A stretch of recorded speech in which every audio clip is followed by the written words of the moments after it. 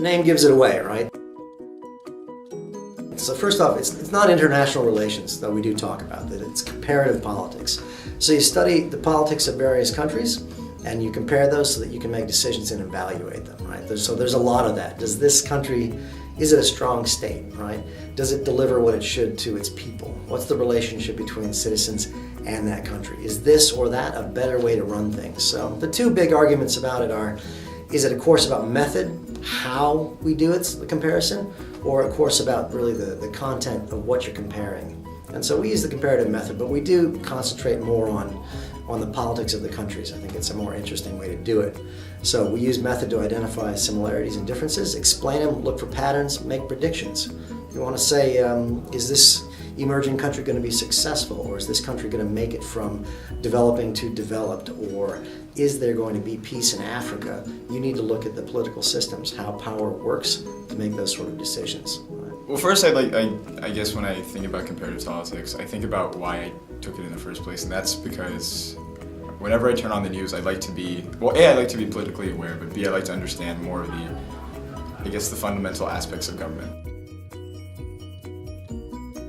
So when things come up on the news that are, and we've seen this in the world today a lot with ISIS, with, global financial downturn, there's so many things that, I guess, permeate the way that permeate our news today. And so I think it was important to understand a lot of things that go behind the news, so what the news actually means. And so through comparative politics, I think I've gotten to learn a lot more about that, not only through classwork, but through discussion with other like-minded people in the class. We're covering real-world stuff. We don't have to artificially make connections to things or try for authentic learning. This is politics here and now. We're doing case studies of countries as they stand right now. We're pulling things out of the news. We're looking at the U.S. election cycle as a sidebar issue in the course. So this is things that students can connect to immediately, right, that are out there. And in short, students, you're going to be out there working and voting in these systems in pretty short order. It's not too many years in your future. So to a great extent, at least from a political sense, this course is about how the world really works and how you evaluate how that's happening. Through how the class is designed, it's based on class participation and class discussion.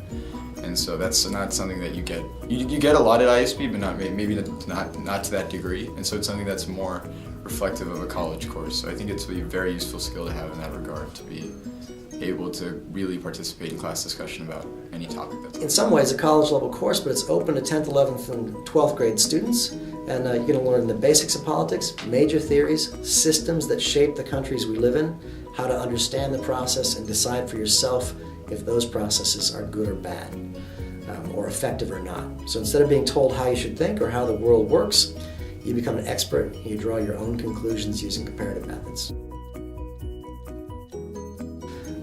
An eye-opener is follow the money. Right? In politics, that's always a good idea. So we look at a piece of legislation or a politician or an issue, and we say, okay, how does money interact with politics, and how does that affect what really happens? So if you think on the surface you're getting the real picture, you're probably not. And the more students dig, the more they're realizing that perhaps it shouldn't be that way. Or they can agree with it and say it does. But in either case, they're finding some things out that are making them pause for thought. Many of the kids who I expected to sign up for the course originally were kids who did MUN, forensics, and things like that. But what I found out, it was more diverse. There are only 10 kids in the class, but a lot of them do, have a variety of interests. So I think it's anyone who's really just interested in just government as like a concept of studying, but also people who are, I guess, they like to read the news. Kids who like to read the news. So if you do like to read the news, then it's a fun class. Like it or not, you're going to live in a political system, and you're going to be able to participate in it. And the more you know about how it really works, the better a participant you can be, and that's a responsibility. As far as courses at ISB, it's like a lot of courses. Transfer is really important. So those analytical skills, evaluative skills, being able to look at things, make decisions, back up what you want to say with evidence, that's all stuff you can use anywhere, inside a politics course or outside. So I think that type of understanding is going to be really good no matter what you're doing with this. If you got an interest in politics, obviously it's going to help prepare you for that. One thing that's fun about this course is that it's not an IB course, and I'm not knocking the IB courses, but we have a lot of freedom in there. So one thing that I do as a matter of course in there is that the class and I decide how we're going to assess what we're studying. So we build assessments together. Students even participate in writing the rubrics, setting the learning targets. We decide, okay, if we've been studying this, what is it we want to make sure we know? So we get to do that as a group, and it gives us a huge amount of flexibility, which is fun. So there's a big variety.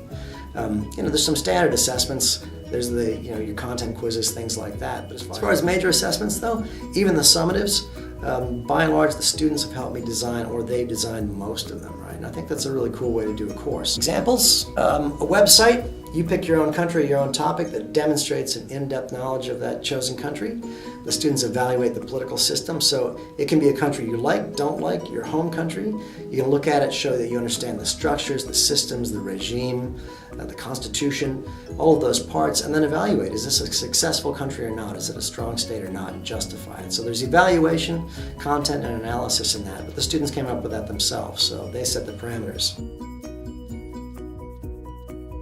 Well, one, the readings are sometimes challenging, so it is hard to, I guess a lot of it is through, not really immersion, but kind of putting you in situations where you have to study concepts that maybe you're unfamiliar with. This ultimately gives you a better understanding. It is difficult at first, but if you're not accustomed to that sort of reading, and if you've not taken an IB class before, then of course for 10th graders, then it's more difficult. But I think a lot of it is, again, being able to speak or to formulate opinions or formulate, cohesive arguments when you're talking with your classmates.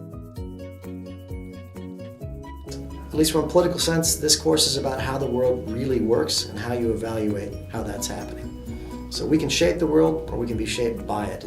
So I think if you ask the questions that we ask in here, you're going to be far better informed than your average citizen is, and I think that's important.